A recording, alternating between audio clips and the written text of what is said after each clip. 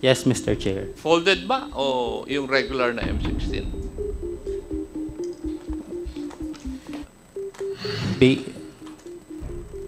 Infant, sir. Infant. M16. Sino po ang nagsabi na infant baby 16 yun? Yung baby Armalite? Based po dun sa CCTV footage. So may CCTV footages kayo? Yes, Mr. Chair. Chairman, kanina tinanong ko, walang CCTV, nga may CCTV na. RD, tinanong ko yan kanina.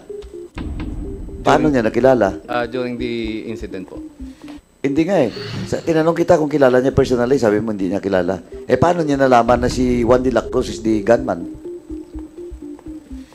Nagkaroon po ng, ano sir, yung sa Rock Gallery po.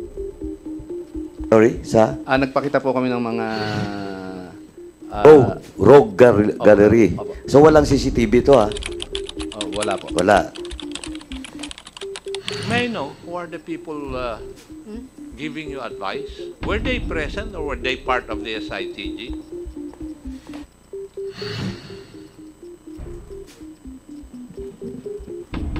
Yung bang nagbibigay sa iyo ng advice, kasama mo sa SITG? Yes, Mr. Chair. Or what? As legal officer po. Bakit legal officer ang kwan? Diba? Kung ano yung totoo, yun dapat ang sabihin mo, yung result ng iyong investigasyon. Yes, Mr. Chair. Yes, bakit nga? Hindi mo pa rin ako sinasagot. Bakit kailangan ilagay mo yun? Doon sa affidavit of complaint. Yun lang po, Miss. Itinuro rin ba sa'yo? No, Mr. Chair. Base lang po doon sa... Sarili mong isip yun? Yung po sa affidavit po ni Madam Che, kinakasuhan lang po niya yung...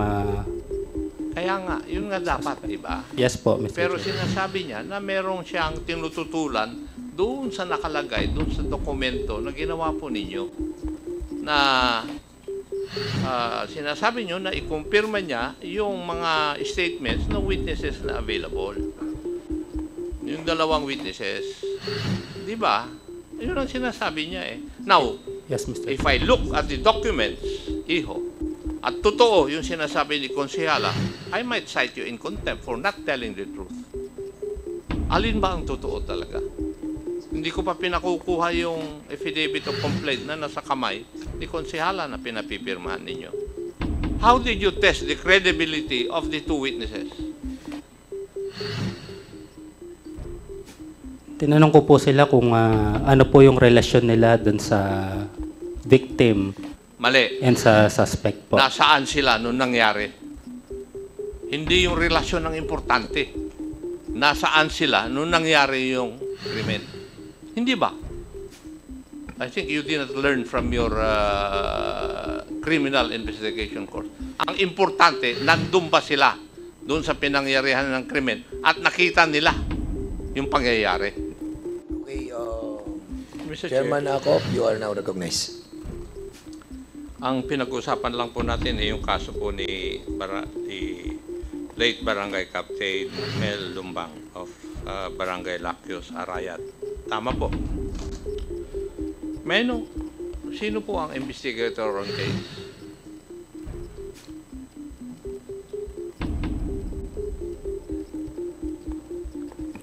Sir, How long have you been an investigator?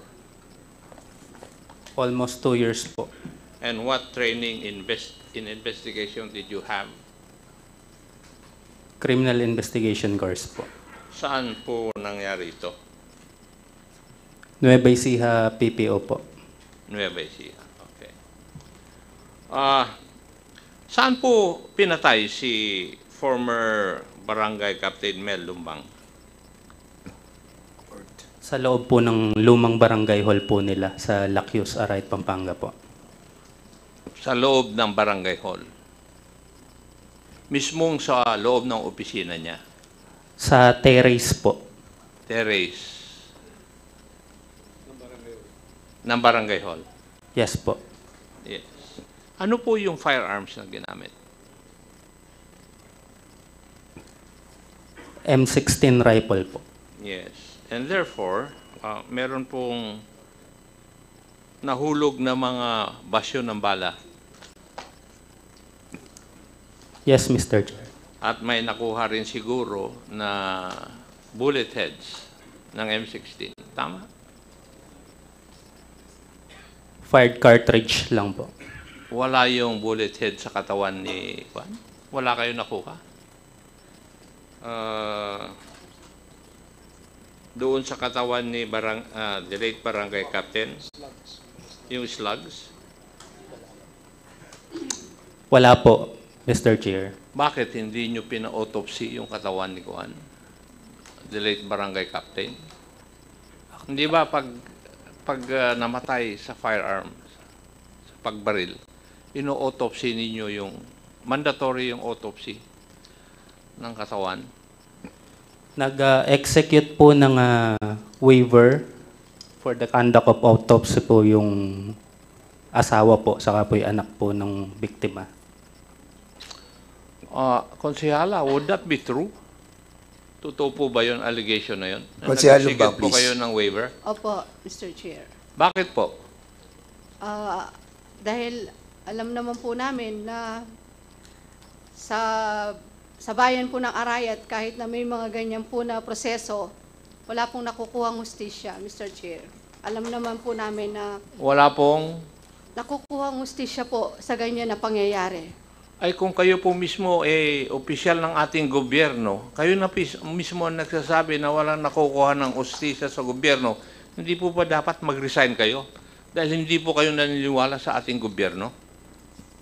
Mr. Chair, kami po naniniwala po sa ganyan na pangyayari. Kaya ngayon nga po, nandito ako para ilaban po yung kaso ni Mel. Kasi Pero, para ipaalam ko po sa inyo, Konsehala, importante po na makuha ng kapulisan yung cartridge at saka yung slug ng bala para ma-identify kung ano talaga yung baril na ginamit doon sa pagpatay sa inyong nasirang asawa. Kaya ganun po yung aking pagtatanong dahil yun po yung talagang protocol na pag-iimbestiga po sa kasong mga ganito. Kung kayo po mismo hindi naniniwala na kayo po yung makakakamit ng hustisya, bakit po kayo nandito ngayong araw na ito? Ang tagal na po na nangyari no 1 taon. Di po ba? Paano ngayon magkakaroon ng ebidensya ng pulis na kung makuha yung gunman at saka yung baril na ginamit, paano mapapatunayan ng kapulisan na yung baril na yun ay yung baril na ginamit sa pagpatay sa inyong nasirang asawa? Di po ba? opo, Mr. Chair, lalo na po kami, ngayon lang po nangyari sa amin yung ganitong pangyayari. Hindi po na-explica sa amin ng kapulisan na importante yung kanilang gagawing autopsy sa kanya. Dahil sa oras po na yon, talagang wala po kami sa aming pag-iisip para makapaggawa po ng desisyon, Mr. Chair. Thank you. Decision po ninyo yon. Hindi naman natin may babalik pa yung nakaraan. Anyway, Mr. Investigator, ilang pong tao ang kasama ni Kapitan dun sa lugar?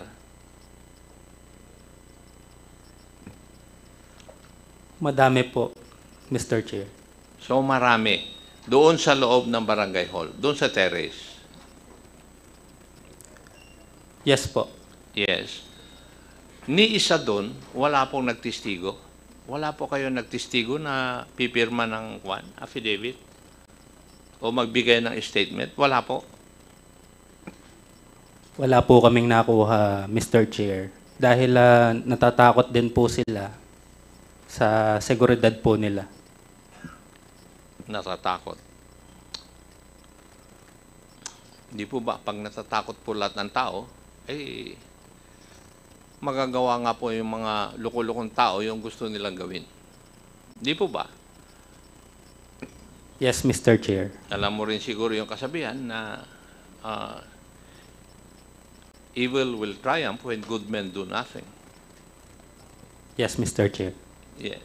So, bakit hindi po niya sila mapilit? Kasi sabi nyo may dalawa po kayong witnesses. Bakit hindi yung mismo malapit kay Kapitan at nakakita doon sa gunman? Yun ang dapat mag-witness.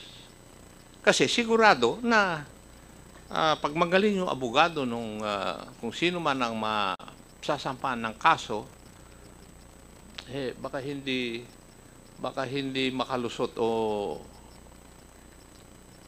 hindi manalo doon sa kaso. Mananalo yung kalaban. Di po ba? Dahil yung witness ninyo, wala mismo doon sa lugar eh.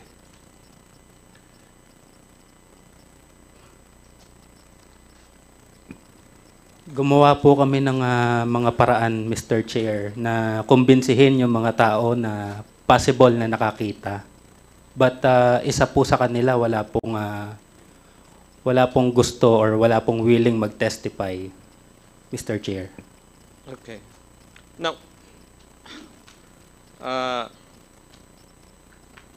ano po ba yung pinapipirmahan nyo doon kay Konsehala? Yung affidavit po niya, complaint affidavit po Affidavit. niya. Yes, Mr. Complaint. Chair. Okay. So, ayaw ni Konsehala na mag-complain. Ganun po ba ang ibig nyo sabihin? Ayaw niyang pirmahan yung affidavit complaint? In fact, Mr. Chair, Hindi, sagutin mo muna ako, Iho. Ayaw ba niya talaga? di ko po alam sa kanya, Mr. Chair. Konsehala, bakit ayaw niyo magreklamo? Gusto po namin, Mr. Chair. Ang ano lang po namin, kagaya po ng sinabi ko kanina, nung pong inabot sa akin nga po itong papel at pinapipirma, sabi ko nga po, babasahin ko, hihingi ako ng copy. Binigyan po nila ako. Tapos nung po nakita ko may mga tao, may mga picture, may nakita po ako na witness na daw po ito, yun po yung hininga ko sa kanila na kung pwede ko po siyang makausap para dito sa mga salaysay po niya. Dahil dito po sa nakasaad dito sa salaysay ko na pipirmahan, ako po'y kumukonforme dun sa mga salaysay po nung witness. Kaya bago po ako magpirma, yun po yung hiniling ko sa kanila na kung pwede ko po siyang makausap para dito sa mga salaysay po niya na binitiwan dito sa papeles, Mr. Chair. Mr. Investigator, tama po ba yung sinabi ni Konsehala? Tama po, Mr. Chair.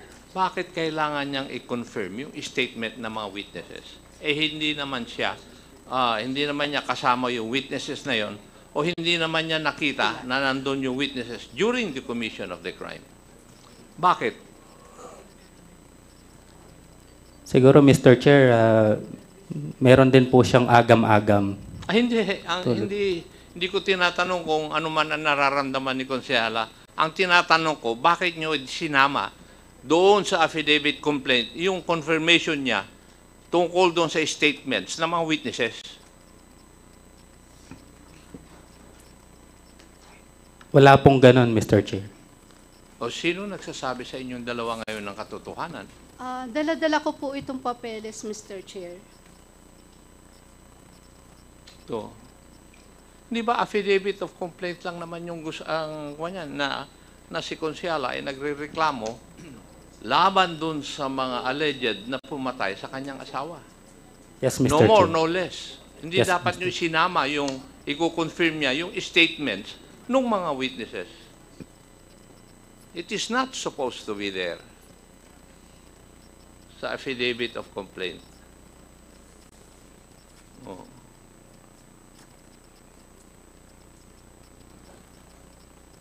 Magtuturoan na kayo ngayon.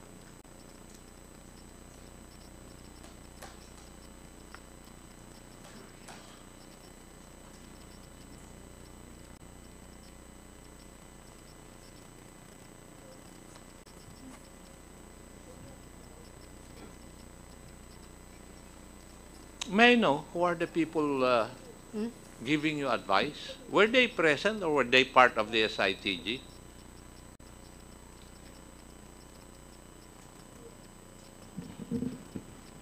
Yung bang nagbibigay sa iyo ng advice, kasama mo sa SITG? Yes, Mr. Chair. Or what? As legal officer po. Bakit legal officer ang kwan? Di ba? Kung ano yung totoo, yun dapat ang sabihin mo, iho, yung result ng iyong investigasyon. Yes, Mr. Chair. Yes, bakit nga? Hindi mo pa rin ako sinasagot. Bakit kailangan ilagay mo yon doon sa affidavit of complaint? Yun lang po, Itinuro rin ba sa'yo? No, Mr. Chair. Base lang po doon sa... Sarili mong isip yon? Yung po sa affidavit po ni Madam Che, kinakasuhan lang po niya yung... Kaya nga, yun nga dapat, di ba? yes po, Mr. Pero Chair. sinasabi niya na merong siyang tinututulan doon sa nakalagay, doon sa dokumento na ginawa po ninyo na sinasabi niyo na ikumpirma niya yung mga statements ng witnesses na available. Yung dalawang witnesses. Di ba? Yun ang sinasabi niya eh. Now, Yes, Mr. if I look at the documents, iho, at totoo yung sinasabi ni Konsehala, I might cite you in contempt for not telling the truth. Alin ba ang totoo talaga? Hindi ko pa pinakukuha yung affidavit of complaint na nasa kamay ni Konsehala na pinapipirmahan ninyo. Nakalagay lang po doon, Mr. Chair, na nakumbinsi po siya ng mga witness. If ever na, makaharap po niya yung witness po. Bakit kailangan nandun yung kwan? Kailangan ba yun sa isang statement na nagre-reklamo ay isang tao? Di ba? You have lawyers with you. Kailangan ba yun talaga? Sa isang affidavit of complaint? I don't think it's necessary. As a matter of fact, you can file the complaint without the concurrence of the complainant. That is why all cases are entitled People of the Philippines versus the alleged perpetrators for criminal offenses. Yes, Mr. Chair. Oh, hindi na kailangan eh. Kaya ngayon ang sinasabi ko. Now, may I know, how did you test the credibility of the two witnesses? Tinanong ko po sila kung ano po yung relasyon nila doon sa victim Mali. and sa suspect po. Nasaan sila nung nangyari? Hindi yung relasyon ang importante. Nasaan sila nung nangyari yung krimen? Hindi ba? I think you did not learn from your criminal investigation course. Ang importante, nandun ba sila doon sa pinangyarihan ng krimen at nakita nila yung pangyayari? Yes, Mr. Chair. Tinanong ko din po yan. Nandun ba sila? Yung crime scene witness po, nandun po. Yung first witness? Yes po. Sige. Nandun siya. Based po dun sa ano po niya, sa salaysay po niya, andun daw po siya at nakita po niya yung pangyayari. Nasaan siya? Sa loob ng barangay? Sa terrace? Nakaupo po siya dun sa chapel, Mr. Chair. Katabi po kasi yung lumang barangay hall, chapel, then covered court po, kung saan po nagaganap yung liga that yung time. basketball? Yes, Mr. Chair. Ano po yung distansya? Na-compute nyo ba yung distansya ng chapel at saka yung terrace? Approximately 6 to 7 meters, Mr. Chair. 6 to 7 meters. Now, sige. Yung isa naman na witness, ano po ang nakita niya? Yung isa pong witness, considered as corroborative, nakita po niya yung pagdaan ng getaway vehicle ng mga suspects. Then, nung pagtapat po sa kanya, nagbaba po ng bintana yung suspect, yung mismong gunman, na namukhaan po niya. Based po dun sa salaysay po niya. So, sinabi po ninyo, suspect. So, it's more than one. Yes, Mr. Chair. Okay. Yung vehicle, ano po yung vehicle? Pinag-describe nyo ba sa kanya? Base po dun sa salaysay po niya and dun sa nakuha sa CCTV, it's a black Toyota Innova. Innova. Tinted or not? I think, Mr. Chair, Huwag tinted. kang mag-think. Alin yung totoo? Hindi ko kailangan yung iniisip mo. Ang gusto kong malaman, yung katotohanan. Tinted po, Mr. Chair. So, paano makikita yung mukha kung tinted yung vehicle? Nung corroborative witness mo. Nagbaba po ng bintana, Mr. Chair. Tatakas, Base po dun nagbababa sa- ng bintana. Base po doon sa Laysay po. Kaya malabo. Before the incident, Mr. Chair,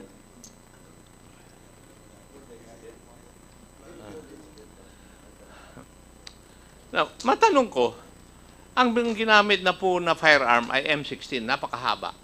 Unless folded. Di po ba? Maski folded, mahaba pa rin. yes, Mr. Chair. Folded ba o yung regular na M16?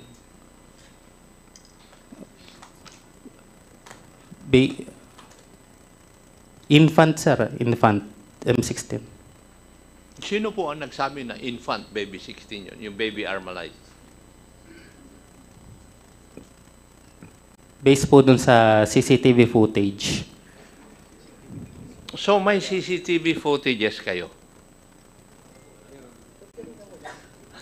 Yes, Mr. Chair. Chairman, kanina tinanong ko, walang CCTV, ngayon may CCTV na. RD, tinanong ko yan kanina.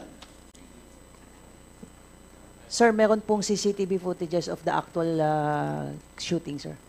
In fact, Tuloy. sir, if I may add, sir, at least at least aside, sir, ni Cap Lumbang retaliated, nakipagpalitan pa po ng putok. Yung mga kasamahan po niya na lumabas po doon sa barangay hall, it was Can you, clearly seen doon sa RD, CCTV footage. pwede bang submit in this committee the CCTV? Yes, we Kasi will parang submit, hindi Mr. kompleto Chair, yung Your istorya. Honor. Ngayon ko rin Yes. din nalaman.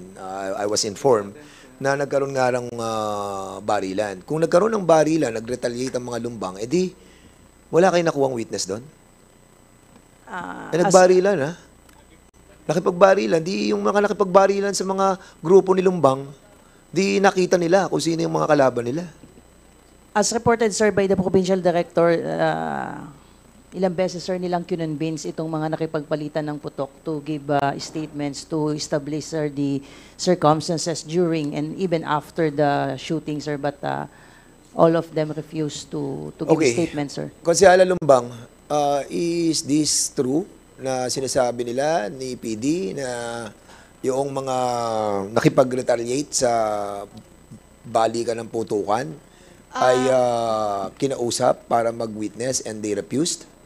Yung mga sinasabi po nilang ng putok sa kanila, si Mel po kasi kada alis po niya ng barangay, pumupunta po siya minsan sa Manila, sa ibang lugar. Pag po balik kasi, iba-iba po yung mga kasama niya. Kaya hindi ko po masabi sa kanila kung sino yung mga sinasabi po nilang ng baril nagpaputok ng baril. Tsaka sa insidente po, Mr. Chair, sa mismong outpost po ng barangay, ang kasama lang po ni Mel doon, yung isang babae na nagpanggap na nanghihingi ng tulong, at saka yung isang nasa labas na naka-tricycle, nakasama po nung babae na ano po ni Mel doon sa mesa ng outpost. Yung outpost po kasi, Mr. Chair, pagpasok mo, parang maliit na terrace. Tapos, usog ka lang po, may pinto doon. Doon po yung pinaka-opisina niya. Noong dati pang barangay hall po yon. Ngayon, dahil naging outpost po doon, yun po yung pinaka-standby po ng mga bantay bayan. Nung oras po na yun, Mr. Chair, dahil ongoing po yung basketball, yung court po kasi nandito sa pagitna po ng bisitas. Covered court, bisitas, tsaka yung outpost. Yung outpost po, dun nakaupo si Mel pagkatapos po nilang naghapunan. Nung naka-stay po sa harap po ng outpost, may pumasok po na babae na kausap po niya na nanghihingi daw po ng tulong. Yung babae po na yon may kasama sa labas na naka-tricycle, nakaupo yung kasama po niya ng tricycle doon sa likod po ng motor, nakaabang po doon. Yung babae pong katabi ni Mel, kausap niya, parang hindi po nakapokus yung pag-uusap nila ni Mel. Ngayon, yung pong babae na yon, parang nagsiselfone, maya-maya po may bumaba na, sa harap po kasi ng bisitas, may pababa na daan, galing po ng highway. Doon po sa pababa na yon, doon po dumaan yung sasakyan, tas doon po pinagbabaril si Mel. Tas yung babae pong kasama ni Mel doon sa harap, sa loob, lumabas lang po siya na parang wala, na hindi man po natamaan doon sa pagbabaril kay Mel. Nakaupo lang po sila sa iisang mesa. Katabi po niyang doon sa upuan, si Mel, talagang nabaril po. Ito pong babae, wala, ni isa man pong tama o ano man po na sugat po sa kanyang katawan. So- Pagkatapos po ng insidente, lumabas lang po na normal po yung babae. Nakita po yan, Konsehala Sa Lumbang, sa CCTV CCTV? po. O sige, okay. Opo, So we Mr. ask the submission of all Opo, those Mr. CCTV para makita po ng mga members. Did you consider that, investigator? Yung minimension ni Konsehala Lumbang, because bago ko ibalik kay Chairman Acop, did you consider yung mga aspect nung pagkilos ng dalawang babae na nasabi niya na nandun sa CCTV? Kasi very crucial yun, ha? Yes, Mr. Chair. I-consider niya? Yes po. Nakilala niyo yung mga babaeng yun? Yes po. Identify niyo? Yes po. So, anong mga binanggit nila sa inyo sa investigasyon? During her interview, wala naman po siyang nabanggit sa amin about dun sa Taga ba sila? ibang barangay po, Mr. Chair. Nako. Okay, ibang barangay. So, anong barangay?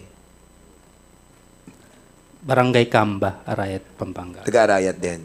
Yes, Mr. At yung Chair. isang kausap niya na isang babae din, taga same barangay? Same barangay po. Doon din sa ibang barangay. Yes, Mr. Chair. Sige,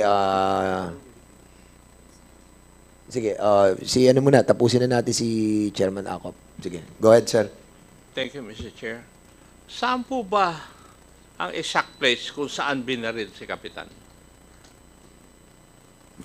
Sa terrace po ng barangay hall, lumang barangay hall, Mr. Chair.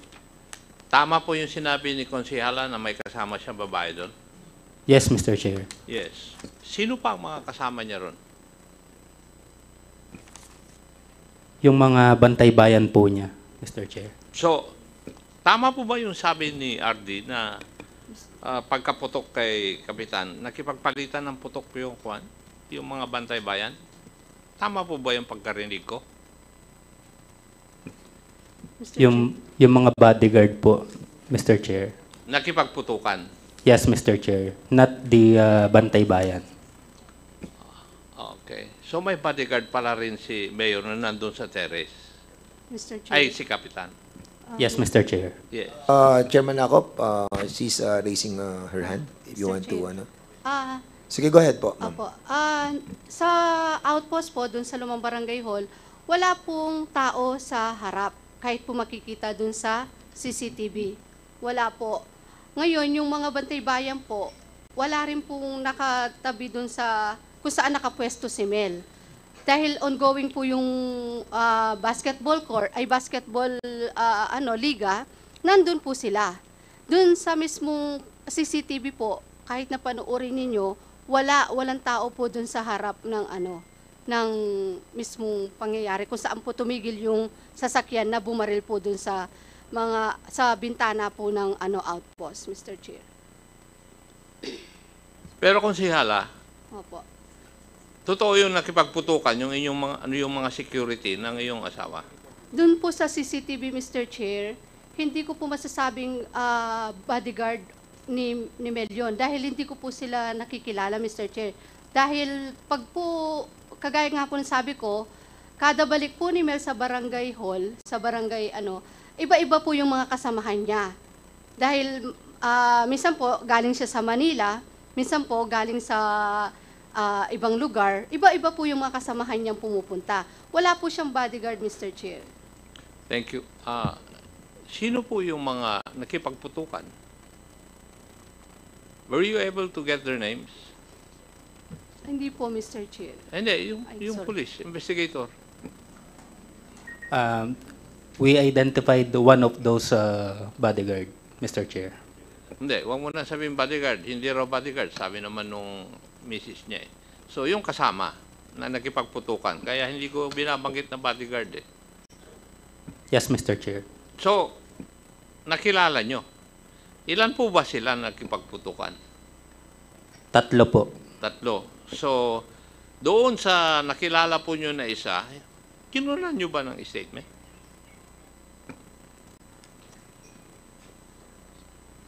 Pinuntahan po ng... Hindi. Sagutin mo yung kinunan nyo ba ng statement? Hindi ko tinatanong kung pinuntahan siya o ano. Kinunan nyo ba ng statement yung nakilala nyong isa sa 3 na nakipagputukan? Yes or no? No, Mr. Chair. No. And you never bothered to ask from that person kung sino po yung 2 kasama niya na nagipagputukan.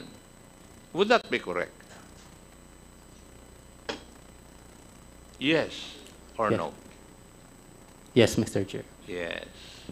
Kaya hindi nyo ma-identify. Anyway, kaya ko tinatanong, Iho, kung baby Armalite o regular Armalite, yung dala-dala ng gunman, kasi hindi mo naman basta-basta may tago yun eh. Kung maglalakad ka, paglabas dun sa sasakyan, kitang-kita na firearm yun na mahaba. Naniniwala ka ba ron? Yes, Mr. Chair. And therefore, marami, bago makarating doon sa itaas ng doon sa terrace, marami ng tao dapat, kasi ang daming tao ron, sabi nyo, may basketball, may nakaupo sa chapel, di ba? May nakikita na dapat na merong tao na nakasibilyan, may dala-dala ng M16 na mahaba. Di ba? Wala man lang nakakita ng ganon. Hindi nyo tinanong yung mga tao. Paano nakapasok yung naka-M16 na tao sa isang lugar na ang daming-daming tao?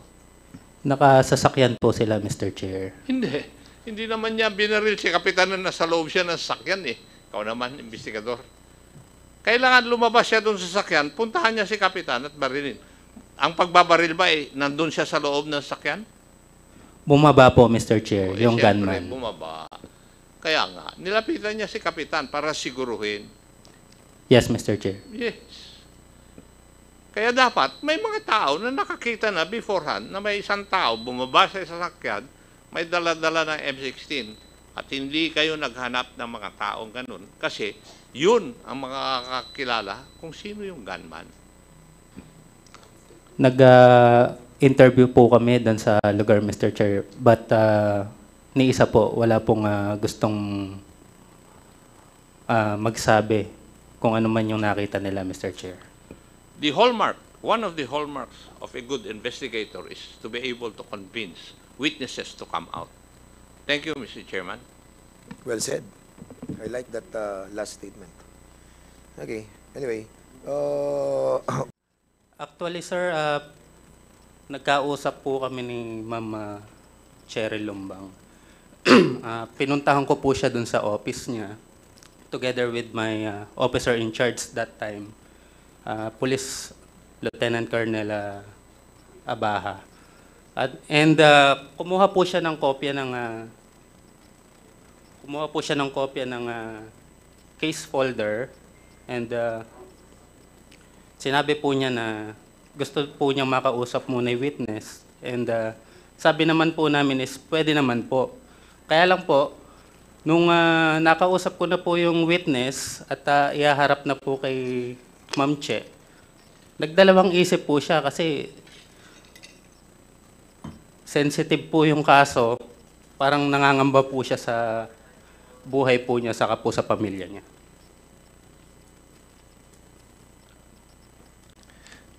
okay. General Acop, kailangan na rito. So, nangangamba yung witness at hindi na iharap sa ano. So wala tayong witness. In other words, kung ganun. Sige, Chairman Paduano, ikaw muna. Chairman, thank you, Chairman. PD, yung time ng incident saka yung investigation, are you the PD that time? Yes, Your Honor, Mr. Chair. Okay. yung chief of police, nandito din ba? Nung time na yon? Yes, Your Honor, Mr. Chair. Okay. Kindly, Chief, kindly take your seat.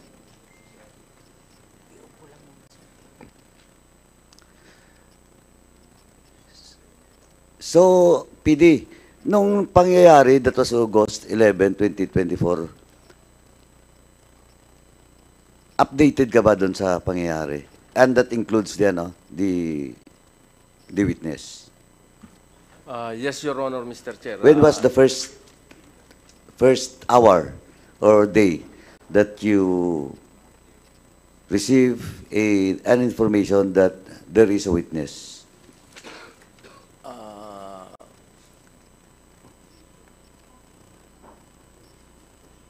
On mga month na, sir, mga October, sir. So, Your Honor, August Mr. Chair. yung pangyari, October. Sila, sir, Okay. nakakuha ng witness. Now, the municipal, the chief of police of Arayat, Colonel, have you taken your oath? Nakapag-oath na ba kayo? Opo, sir. Opo. Sige. Anyway, the incident happened on August 11, 2024. Kailan po lumabas yung witness? Sometimes October po. October na rin. So that was more than a month after the incident. Yes, sir. Opo. Okay. Now, ano ba tong witness natin? He volunteers or she volunteers? Voluntarily po. Voluntary. Ano siya, lalaki, babae? Lalaki po. Lalaki. So, he has direct knowledge of the incident. Yes, Your Honor po. So, nandun siya Yes, Your Honor po. nung binaril. Yes, Your Honor. Okay. Hindi nakamask yung ano? Hindi naman nakamask yung gunman. Hindi po, sir. Okay. So, based on your investigation, paano niya raw nakilala? Kilala niya ba personally yung gunman? Hindi po, sir. O so, paano niya na-identify na this person, eto yung gunman, dahil kilala ko siya, di ba? Kung mukha lang kasi, kung hindi niya naman kilala personally, hindi niya talaga malalaman kung sino pangalan nun. Paano niya nakilala? During the incident po. Hindi nga eh. Tinanong kita kung kilala niya personally, sabi mo hindi niya kilala. Paano niya nalaman na si Juan de la Cruz is the gunman? Nagkaroon po ng, sir, yung sa Rock Gallery po. Sorry, sa? Nagpakita po kami ng mga... Rogue Gallery. Opo. So walang CCTV to wala po. Wala. So, nung pinalabas yung Rogue Gallery, tinuro niya. Opo. So, voluntary siya lang mag-isa. Opo. Wala siyang companion nung time na nangyari yung incident. Walang companion yung witness? Siya lang po. Siya lang. Saan ba nangyari to? Barangay Lakyos po, sir. Saan ba loob ng barangay hall? It happens inside the barangay hall po. O, di ang daming tao dun. Tama? Marami po, sir. O, so, ay yung witness ba taga Lakyos mismo? Hindi po, sir. Oh, but why he was there? During that time po... Sa barangay hall pa, during that time po, sir, meron po siyang basketball po. basketball ng Tournament po. tournament ng barangay? Basketball po. Opo, Ng barangay barangay? Lakyos. Opo. Oh, konsyal, sa barangay hall pala nangyari, maraming tao, but bakit po ang nag-witness, isang tao lang, hindi pa taga roon? Kaya yun nga po. Yun nga po. Oh, no. Okay, ma'am. So, yun yung isang question mo. Opo. Bakit? Opo. Diba? Tama. Okay. Now, Chief, RD, medyo ako, duda rin ako dyan. Kasi, with all those people that was present during that incident, isa lang yung nag-witness, hindi pa taga roon. And, coincidentally, he was there because may basketball game. But whatever it is, ang question nandun is, do you find it credible, Chief? O yung investigador? Mr. Chair, Your Honor, sir, I Yes, Ardy. understand, sir, the reservation of the family of the victim as well as the members of the Honorable Committee. And as I said earlier, sir, I will look into this personally if I have to talk personally to this witness to extract more information with respect to his possible knowledge in this case po. And I will report to you personally, sir. Thank you, RD. Yun ang dapat. This case should be reviewed. Kasi kahit ako, no, offhand, wala naman akong conclusion na yung witness niya is not credible because he might be the only one that has the courage to come out and to testify as a witness. But ang duda ko dito is he's not from that place. Second, marami palang tao barangay hall, bakit walang nag-testify o mag-witness doon mismo sa taga-barangay? And the person that was killed during the time is a barangay captain. Sigurado ako may mga staff doon. Di ba? Now, and the witness only volunteers more than a month after.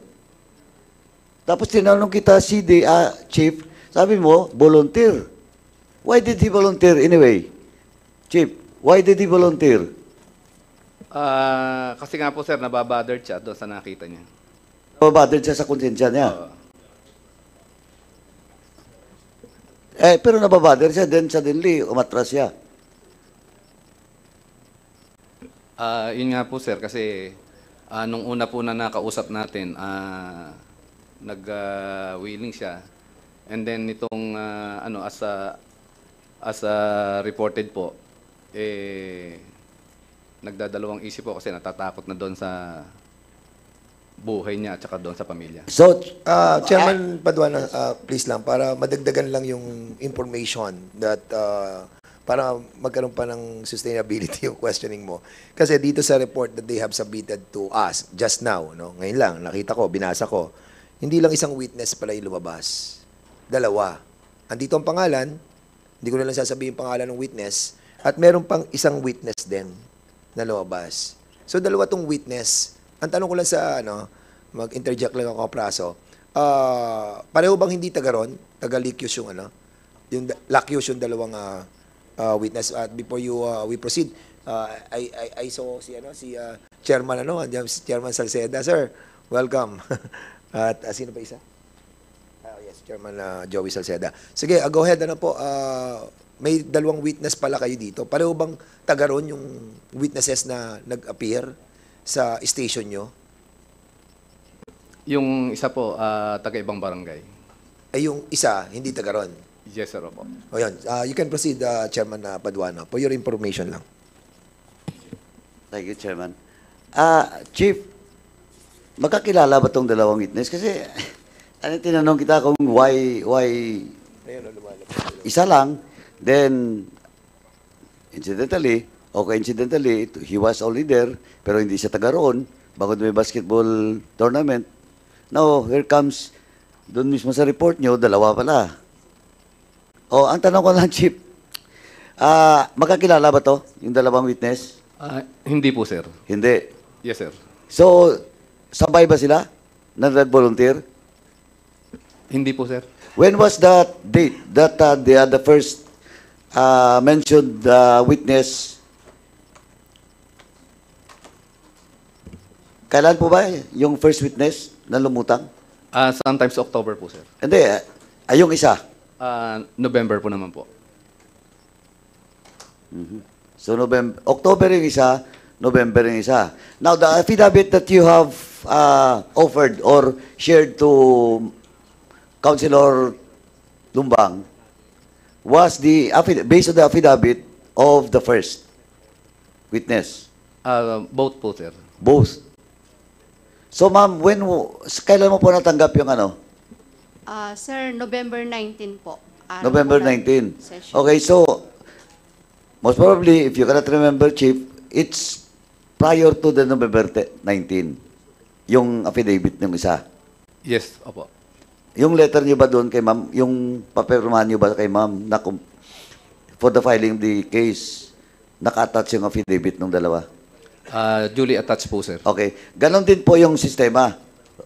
Through Rogue Gallery din. O kilala niya yung personally? Yung second witness, kilala niya ba personally yung ano? The same po sila. Ano, what is the same? Through Rogue Gallery po. Hindi, pwede namang Rogalari, pero kilala ng isa eh. Kasi kabilang barangay lang eh. Yung isa, hindi taga-taga roon eh. Kilala ba niya, personally, yung gunman? Hindi po, sir. Yung second witness mo? Yes, Hindi. sir, opo. O what happened to the second witness? It so happen na nagtanong po sa kanya. Nagtanong po. Nagtanong? Nagtanong lang po sa kanya. Nagtanong yung gunman? Opo. Okay, pero,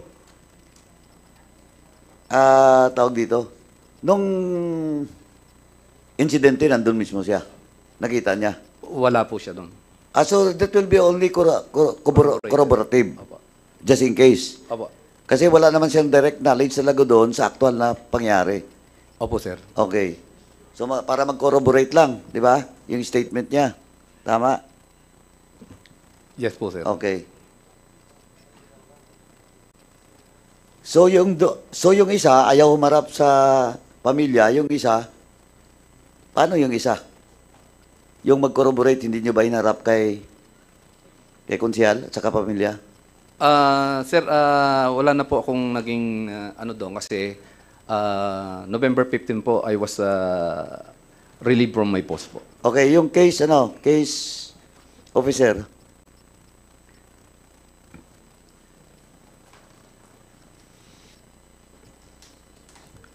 Willing naman po yung second witness po, yung corroborative witness. Oh, ba't hindi nyo hinarap? Ano na ngayon? This Naantay, now, sorry?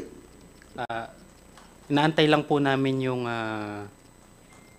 time po ni Madam Che na maging available po.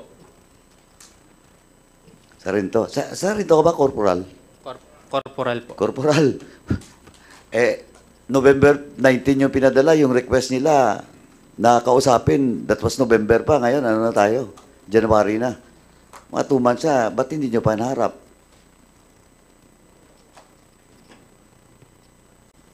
Pag po kasi, sir, kinokontak po namin si Madam Che.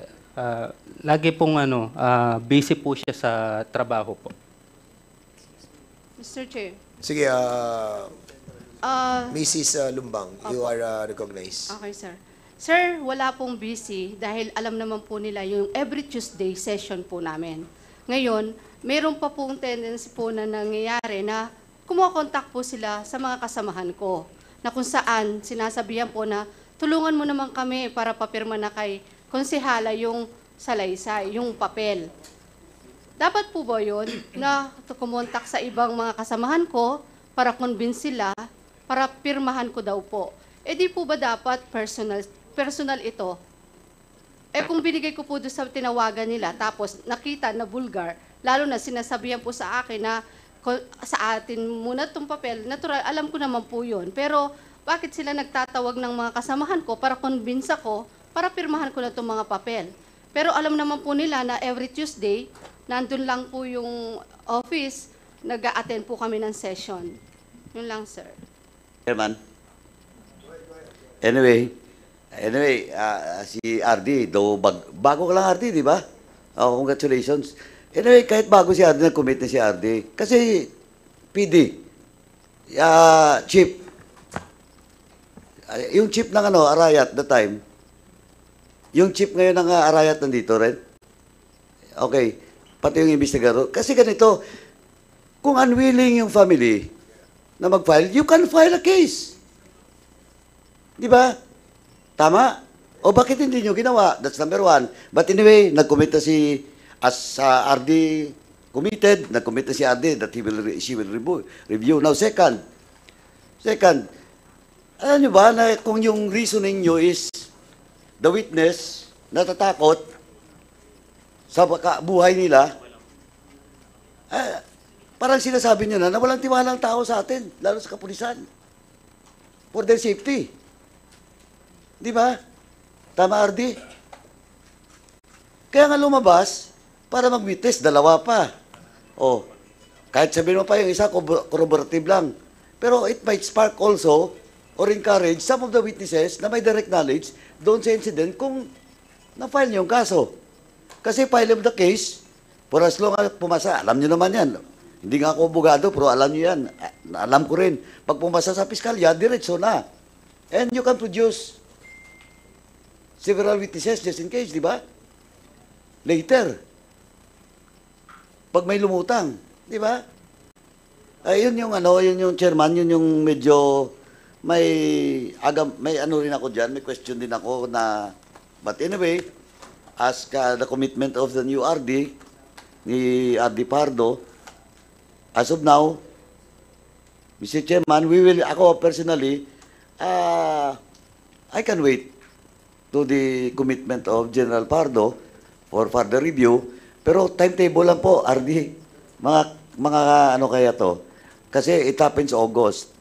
And it has around mga mga 4 months, 5 months, no? Since August, 5 months, di ba? So, RD, yung review na sinasabi natin, na commitment mo, kailan kaya pwede nating at least may substantial na steps na gagawin?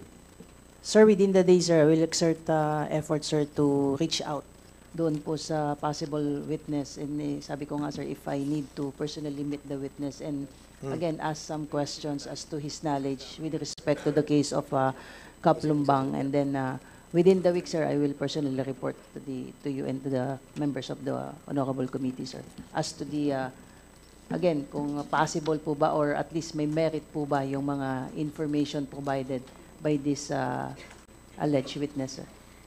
Okay, thank you, RD. Chairman, as of now, yun lang po na. Thank you. Okay, Chairman Ace Barbers, you are recognized. Thank you, Mr. Chair. May konting tanong lang ako doon sa nangyaring may witness, no? Pwede bang malaman, ilan ba yung witness dyan sa Lakyos? Sir, during that time po, sir, nung sinabi ko po na meron po silang basketball tournament during that day po, marami po. Marami, pero isa lang yung nag-come forward. Yes, opo. And according to you, ito ang lumabas dahil mukhang siya lang yung nakonsensya sa dami ng tao ron. Tama ba? Yes, opo. Okay.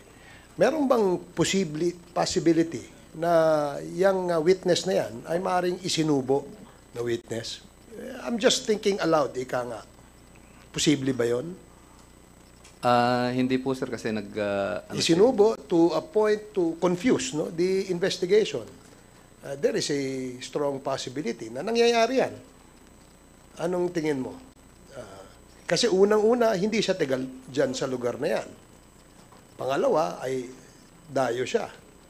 Pangatlo, sa dami ng taong nandoon, siya lang ang lumutang at nagpakita ng tapang. And according to you, siya ay nakonsensya. Hindi nga tapang dahil nakonsensya Hindi ba? So ngayon, hindi ba naglalaro sa isipan natin na possibly ito ay isang isinubong witness? Meaning, bigay ka ng testimonya mo, ma-confuse yung investigation, mawala doon sa tamang o sa totoong suspect doon sa nangyaring krimen. Is that a possibility? Ito naman po sa based on interview po, sir, hindi naman po. So yan ay hindi, kumbaga malayo sa katotohanan. Ngayon, sa inyong investigation, ano naman ang nakita niyong motibo? Sa sunod-sunod, hindi lang dyan sa Lakyos yan, di ba? Yes, opo. Okay, hindi lang sa Arayat yan at doon pa sa ibang lugar. Ano kaya ang possible motive ng pagpatay sa mga barangay officials? Sa inyong investigation, anong lumalabas?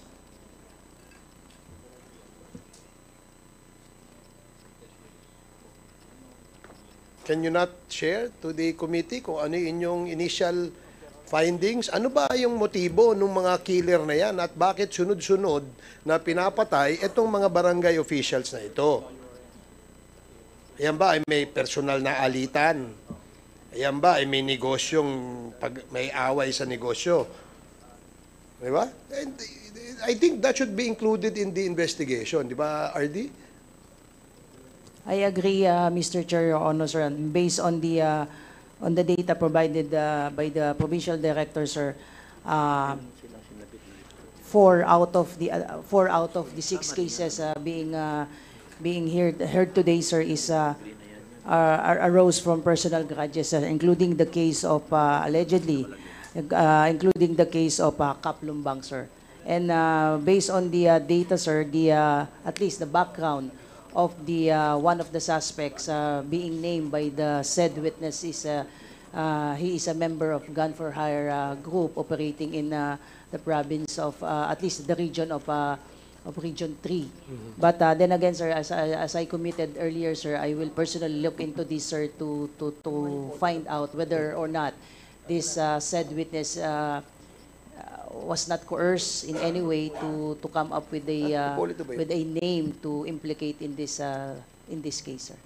Yeah, okay, that's a good point, RD. No? In fact, kasi interesting to know, no? Dapat alam ng investigador yan. Automatic yun. That's a, kumbaga, SOP niyo yun. Na unang-una niyong siyempre na alam kung ano, may witness ba doon sa krimen. Di ba? Meron bang nakakakilala doon sa suspect? Ano ba yung posibleng motibo? Dapat yun ang ano natin. Kung tatanungin natin siyempre yung pamilya ng biktima, maring they can share some ideas on what could be the possible motive in the commission of this crime. Ngayon, ilan niyang opisyal na namatay sa probinsya ng Pampanga? 7. Doon sa 7 namatay na yon, lahat ba yan personal grudge? Meron bang pattern kayong na-establish na bakit itong 7 ito ay puro barangay officials? Bakit itong 7 ito ay binaril sa harap ng ganyan? The same firearms ba? Ito ba ang suspect ba ay lahat galing sa isang gun for hire na group? RD? Sir, like I said earlier, Mr. Chair, Your Honor, sir, na 4 out of the 6 cases being heard today, sir, are allegedly arose from personal grudges, and 4 might be related to their work as public officials. But the evidence confiscated, at least recovered during the investigation, were already forwarded to forensic group to undergo forensic examination, particularly ballistics and cost matching, to find out whether these killings is somehow related to one another. And we could also, based on that cost matching report, sir, we could establish whether the suspect name and identified in these cases are came from one and the same group, sir. But as far as the data provided to me, sir, is only one case, particularly the case of Hipolito, sir, that there are indication that the suspect, at least majority of the suspects who remains at large as of this time, have military background. So this is a information that should be further reviewed and considered, considering that the alleged perpetrators have military backgrounds, and we don't want to presume that their military background are being used to perpetrate this crime, sir. Could a possible motive be politika, RD, base sa inyong impormasyon? Sir, we cannot discount the possibility that these killings are all politically motivated. That is precisely the reason why I already directed the provincial director to dig deeper into these cases to find out that it's easy for them to say that personal grudges are the motives behind these killings, but we have to look into consideration whether these killings are all politically motivated, sir, because we really cannot discount this possibility, sir. Oo, kasi I don't know, sa aking opinion, pinaka mabilis na excuse ay yung personal grudge, di ba? Kasi napakadali nating sabihin, ay kasi may kaaway yan, personal grudge yan. But as you said, no, if you dig deeper, you'll be able to establish more possible motives. No? In this case, bakit ba opisyal ng barangay ito? They are politicians. So probably, there's a big possibility that this is politically motivated. Kung work-related naman, ano ba yung work ng barangay captain that would probably be a reason for them to be killed? Ano ba naman ang trabaho ng barangay kapitan? Ang barangay kapitan ba ay pwedeng mangipit ng mga negosyante doon sa lugar? So, I guess, no, as you said, kung titingnan ng mas malaliman, ma-establish nating mabuti. Ang nakapagtaka kasi, RD and PD, August pa yan nangyari. No? Hindi naman kayo magiging opisyal kung hindi kayo magagaling na investigador. Diba? I would probably understand a corporal or a PO, ano ba yung isa? PO3? O PO1. Dahil yung experience yan ay hindi pa malawak. No? Pero sa inyo, alam nyo na yan eh. Yun nga, pag may nabaril, dun sa lugar na yun, alam nyo na kaagad. On top of your heads, alam nyo na kung ano yung posibleng motibo. Bakit laging personal grudge ang nagiging dahilan? I think you should rule out, hindi pala rule out, no? I guess in order of priority, yung personal grudge siguro baka last yun no? At makakatulong diyan yung pamilya ng biktima. Di ba? Kung work-related nga, gaya nga ng sinabi ko, these are all barangay officials. Ano ba naman ang pwedeng magawa ng barangay officials na maaaring ikabuwis ng buhay niya? Aside from kalaban mo sa politika, iba naman yung ano doon. But please do not rule out the angle of politics dito. Because parang there seems to be a pattern. 7 yan. 7 opisyal ng barangay. Kagawad o barangay kapitan. So bakit puro politiko? Ganun na ba ngayon sa Pampanga, binabaril ang politiko? Diba? Parang malaking question mark kagad sa ating isipan yan. Yes, sige, PD. Your Honor, Mr. Chair, with regards to the 6 EGO, sir, dito, sir, sa case ni Lorenzana Liang, sir, medyo na-establish po natin yung possible motive niya is yung business, sir, parking business of the suspect. Considering, sir, na nalabasan po natin ng warrant of arrest yung 2 suspects. And then dito naman po kay Attorney Jerome Tubig, medyo na-establish din po natin, considering po na na-arrest po natin yung 3 suspects and 1 suspect is already behind bars, sir. Kaya ano po siya, land dispute, sir.